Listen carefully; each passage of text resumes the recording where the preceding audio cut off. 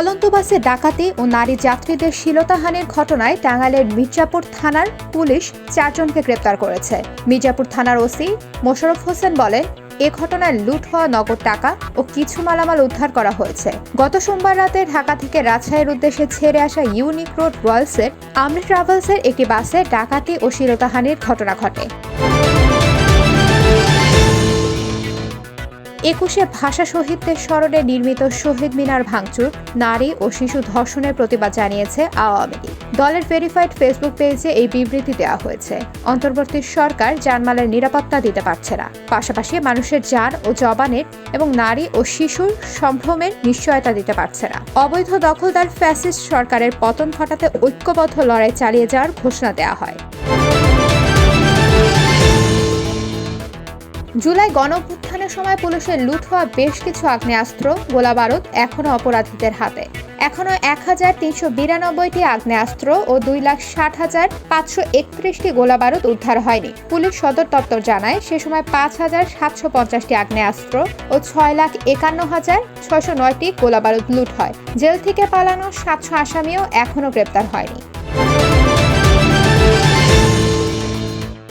Office আদালতে sweet পরে এসির তাপমাত্রা কমিয়ে রাখার প্রবণতা থেকে বের হয়ে আসার পরামর্শ দিয়েছেন বিদ্যুৎ ও জ্বালানি উপদেষ্টা ফাউজুল কবির খান।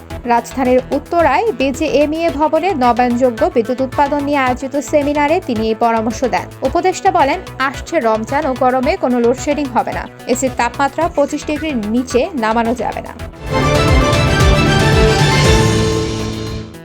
বিএনপি মহাসচিব মির্জা ফখরুল ইসলাম আলমগীর বলেছেন, আজকাল অনেক সাংবাদিক নিজেদের আখের গোছানোর জন্য দালালি করে। সাংবাদিক মাহফুজুল্লাহর 21শে পদকপ্রাপ্তি উপলক্ষে জাতীয় প্রেস ক্লাবে আলোচিত সভায় একথা বলেন তিনি। নতুন বাংলাদেশ করতে সবাইকে আরও আন্তরিক হতে বলেন মির্জা ফখরুল। বাংলাদেশকে সন্ত্রাসবাদ ইস্যুতে সতর্ক করেছে ভারত। গেল সপ্তাহে ওমানের রাজধানী মাসকাটে বাংলাদেশের পররাষ্ট্র উপদেষ্টা তৌহিদ হোসেনের সঙ্গে বৈঠকে ভারতের পররাষ্ট্রমন্ত্রী এস জয়শঙ্কর এই হুঁশিয়ারি দেন। শুক্রবার নয়াদিল্লিতে ভারতের পররাষ্ট্র মন্ত্রণালয়ের সাপ্তাহিক ব্রিফিংয়ে মুখপাত্র রণধীর জয়সওয়াল এ তথ্য জানান। তিনি বলেন, বাংলাদেশের কয়েকজন উপদেষ্টার বক্তব্য অসহযোগিতামূলক।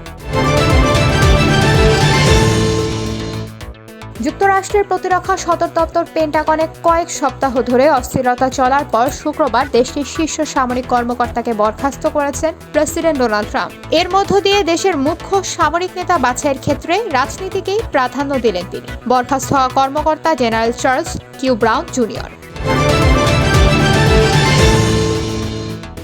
মার্কিন প্রেসিডেন্ট ডোনাল্ড ট্রাম্পের একের পর এক অভিবাসন নীতির কারণে স্বপ্নের যুক্তরাষ্ট্র যেন অধরা।